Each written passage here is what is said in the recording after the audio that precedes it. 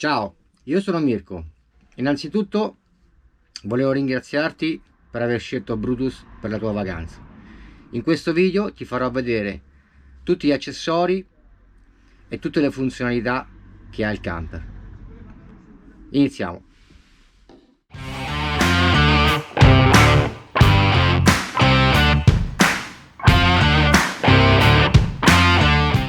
Innanzitutto ti farò vedere quello che funziona a gas. La prima cosa da fare è aprire il vano e svidare la bombola in senso antiorario, così hai la possibilità di usare il gas. Qui hai 3 fuochi con un accendino, puoi accenderli tranquillamente. Qui hai il frigo, freezer e frigo trivalente, che vuol dire va a 12 volt, 220 e gas. In viaggio puoi metterlo a 12 volt, se ti attacchi con la corrente con il cavo esterno lo puoi mettere a 220. E adesso in questo caso abbiamo aperto il gas, lo metteremo nella prima sezione a gas. Lo accendi, sentirai che si azionerà. Per essere sicuro che il frigo funzioni correttamente, la spia gialla deve rimanere fissa, altrimenti se lampeggia tornerai sullo zero e riproverai di nuovo. Qui hai la temperatura, puoi aumentarla o diminuirla. Qui hai le aperture di sicurezza. Nella sezione nero lo chiudi per il viaggio in modo che non si apra. Il boiler ha due funzioni, due temperature, 70 gradi, 50 gradi, ma 50 gradi va più che benissimo. Azioni, lui parte, sentirai il click, dopo 10 minuti che sarà acceso avrai l'acqua calda. Quando finisci di usarlo lo rimetti in posizione neutrale al centro. Passiamo ora alla stufa. La stufa a gas Truma, si parte dallo zero, si tiene spinto e si gira in senso antiorario fino al 3. Per qualche secondo lo tieni spinto. Qui hai la spia, hai la fiamma guida, lasci e lui parte. Ti consiglio di tenere una media temperatura tra il 4 e il 5 e qui hai la ventola di azionamento in automatico. Al momento in cui tu accendi la stufa, azioni le ventole automatiche perché ti spanderà il calore, dato che è centralizzato, in tutti i bocchettoni sparsi per il camper, in modo da riscaldare omogeneamente tutto l'ambiente. Una volta finito di usare la stufa, la riposizioni sullo zero e vai a rimettere nel pallino la levetta. Spegni l'automatico perché questa qui è una ventola che se non la spegni poi continua ad andare e consuma la batteria dei servizi. L'apertura nel modo corretto degli oblò. Gli oblò hanno questo pistillo qui che va premuto al momento dell'apertura e girato, premuto e girato, premuto e girato. Hai 3 misure, fai il primo clic, secondo clic, lo spingi leggermente e lui torna indietro. Attenzione alla chiusura, non deve essere chiuso così a metà, ma deve essere chiuso totalmente verso l'interno. Al momento della chiusura il pistillo in automatico verrà fuori. Le finestre inoltre hanno zanzariera, clic, e l'oscurante. Si premono entrambi sia per scendere che per salire. Puoi decidere anche di metterlo a metà. Questa è la zona pranzo, hai un tavolino estendibile. Sotto il tavolino, sotto questa sezione ci sono due leve che si estendono e i sedili sono girevoli. Qui ti faccio vedere il funzionamento per allungare il tavolino. Ci sono due gambe estendibili, una e una dura.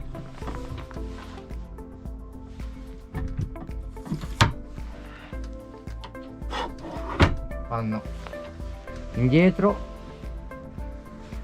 e lo chiudi. Qui abbiamo l'inverter. L'inverter va usato esclusivamente in emergenza oppure in viaggio. Hai 3 attacchi, uno della presa normale e 2 USB. On e lui va, off ed è spento. Perché usarlo solo in viaggio e in emergenza? Perché innanzitutto hai una batteria da 100 A e questo è un inverter da 600 watt. Se usato troppo spesso porterà in breve tempo la batteria sotto, per cui andrebbe usato in viaggio. Non c'è problema in viaggio, perché la batteria del motore in automatico poi ricaricherà quella di servizi. Qui abbiamo il pannello di controllo. Con questo pulsante vedi quanta acqua è disponibile, con questo sotto invece quella da scaricare, in questo caso è vuoto. Queste sezioni qui vanno lasciate accese. Qui hai il test del motore che funziona solo da motore acceso. Questo sotto è il test della batteria di servizi. La batteria di servizi non deve andare sotto agli 11, altrimenti rischiamo di perderla. Per quanto riguarda il gas e la sicurezza a bordo, qui hai il trio gas. Si aziona così. Questo qui è un rilevatore di fumi. Se ci fosse qualche problema emanerà un suono, un bip assordante che vi sveglierà. Quando finite di usare la stufa di notte, il giorno dopo lo spegnete. Per la sicurezza io consiglio sempre di aprire un minimo l'oblò. Ci sono 2 sezioni, una e 2. Tieni spinto il pulsante e tiri la leva. Metti nella prima sezione, rimarrà aperto di tanto e porterai l'oscurante in questo modo qua, così avrai un minimo di riciclo dell'aria e non perderai troppo calore. Qui abbiamo l'aria condizionata. L'aria condizionata, accensione, velocità e temperatura, perché anche pompa di calore può fare sia caldo che freddo. Andiamo ora a vedere il bagno e il suo funzionamento. Qui abbiamo una doccia esterna. Si può chiudere questa doccia in questo modo. Una volta finito si va a rimettere al suo posto. Questione bagno. Questo è lo scarico. Se tieni spinto qui ti scaricherà l'acqua e pulirai il bagno. Il bagno, per svuotarlo, la sua cassetta dietro, bisogna che questa ghigliottina qui dentro sia chiusa, così è aperta, così è chiusa. Va estratta la cassetta da dietro, dall'esterno, quando questo è chiuso, perché se vai a tirare la cassetta quando questo è aperto rischi di spaccare tutto il meccanismo. È una cosa che devi stare molto attento. Qui, come puoi vedere, c'è il vano della cassetta del VC. La chiave bianca apre un po' tutte le aperture. In questo caso si fa il mezzo giro, si spinge qui, si spinge su e si apre. Come dicevo prima, all'interno il bagno deve avere la ghigliottina chiusa, altrimenti se è aperta e sfili la cassetta si rischia di rompere tutto il meccanismo che è lì sotto. Per sfilare la cassetta bisogna altro che tenere su il pulsante giallo e sfilarla. Dopo che l'hai risciacquata, la rinfili dentro. Qui hai eventualmente la chiave del gas e questa chiave rossa ti servirà per scaricare le acque grigie. Tiri su e lui svuota. Una volta finito lo richiudi, la sfili e la rimetti nel suo posto.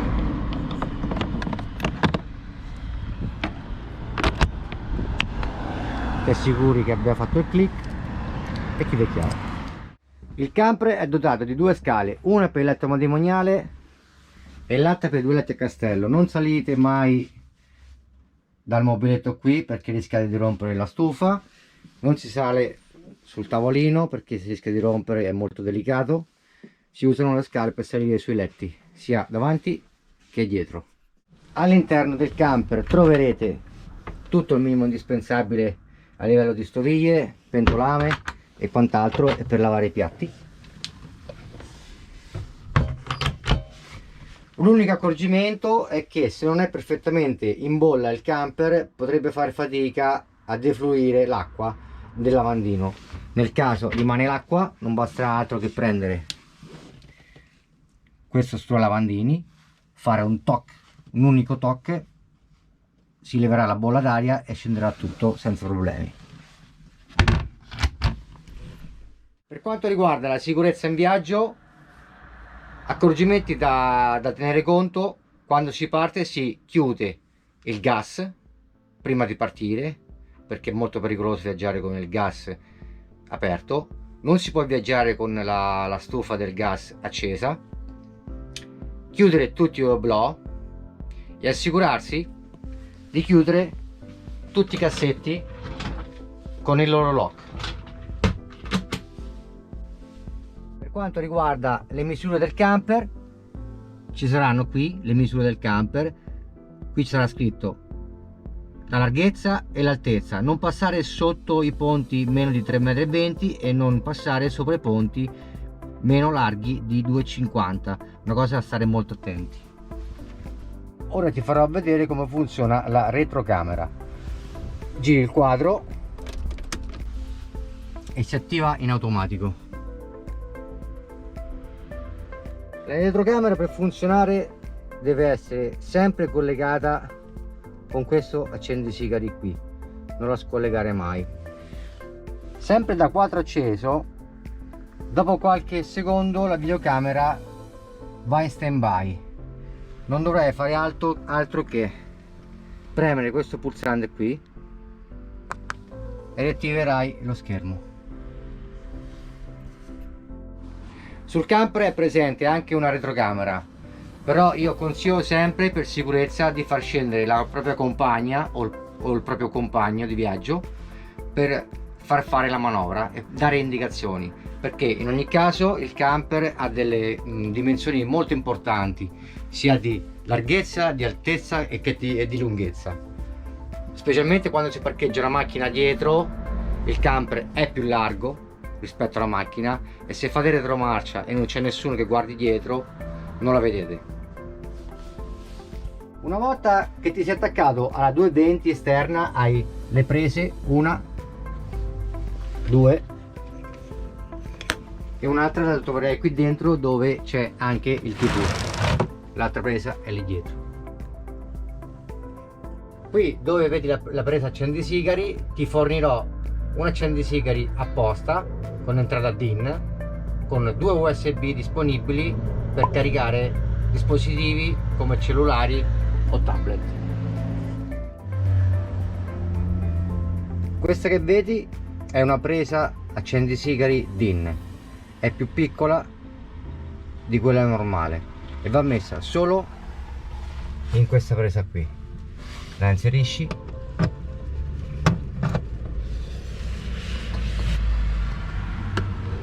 così facendo hai la possibilità di ricaricare due dispositivi anche quando sei fermo senza corrente, sfruttando la batteria dei servizi. Una volta finito la ricarica, una volta finito di ricaricare i tuoi dispositivi, lo stacchi. Il vano dove attaccare la DIN è quello in alto dove c'è la TV. Nel caso dovessi usare la TV, nel momento in cui ti devi spostare con il camper, va riposta in questo modo qui, sdraiata, in modo che non ti sbatte in giro per il campo. Nella parte posteriore c'è l'armadio, bello capiente. Sopra, nella parte alta, troverai gli oscuranti nel caso ti servano da mettere in cabina. Andiamo fuori all'esterno così vediamo quello che c'è da vedere fuori. Come ti dicevo, questa è la bomba del gas. In senso antiorario si apre, in senso orario si chiude. Allora, in questo punto, proprio dietro il sedile del guidatore, hai un riscaldatore supplementare nel caso chi è dietro nella cellula in viaggio abbia freddo. Qui regoli il caldo e qui azioni la ventola con 3 velocità. Ricordati di spegnerla perché anche questa consuma la batteria dei servizi. Quando non la usi va in off. La chiusura del portellone centrale ha 2 scatti, 1 e 2, per essere chiuso in modo corretto. Una volta che si sta all'interno, stessa cosa, 1, 2 e chiusura di sicurezza dall'interno. Sempre con la chiave bianca, mezzo giro, entrambi le cerniere, possiamo accedere al gavone di volume variabile. Qui è il letto a castello praticamente. Qui sotto avrai tutto quello che ti serve, tra cui sedie, tappeti, stabilizzatori per la sosta. Qui dentro la busta ci sarà il tubo dell'acqua e il cavo per la corrente. Inoltre ci sarà anche il tavolino. Per richiudere, assicurarsi sempre che faccia il doppio clic, mezzo giro e mezzo giro. All'interno del gavone troverai alloggiata l'asta che ti servirà poi per aprire la veranda. L'asta è estendibile, come puoi vedere, e va inserita in quel faro lì. Qui troverai un altro gavone che si apre con la chiave colorata di rosso.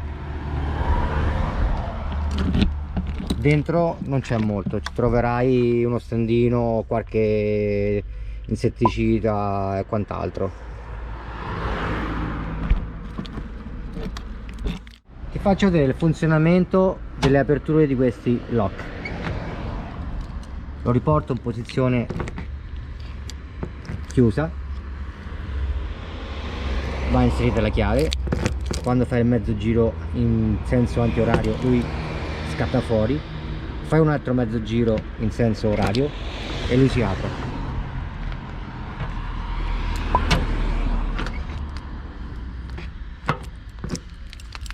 Qui hai un portabiciclette per 4 biciclette. Di qua abbiamo lo scarico del boiler che rimane così. Questo sportellino, che è lo sportellino dove attaccherai il cavo della 220.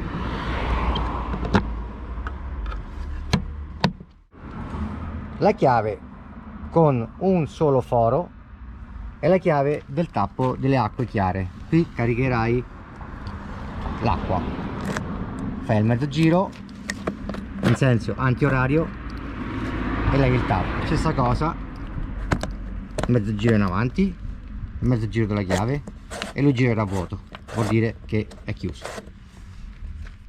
Nel momento in cui devi caricare l'acqua, ricordati che la pressione dell'acqua del tubo deve essere ridotta, altrimenti fa ritorno e ti esce l'acqua fuori. Metti l'acqua con una pressione abbastanza bassa. Per quanto riguarda il rifornimento, il camper va a gasolio.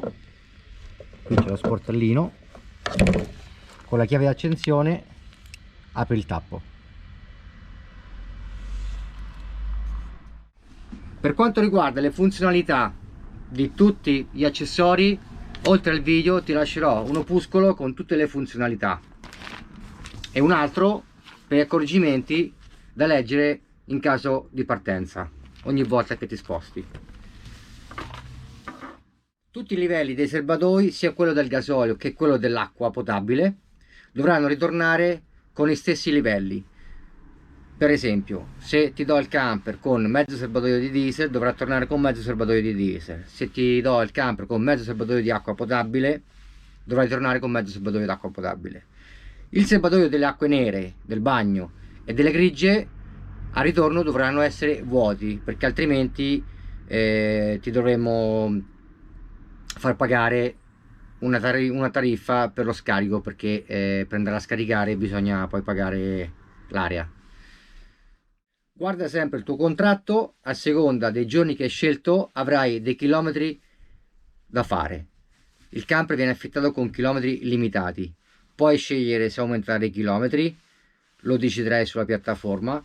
Ogni chilometro aggiuntivo verrà tariffato a parte, come anche il gas. Il gas va pesato alla partenza, va pesato al ritorno, e il gas che userai poi verrà quantificato a parte.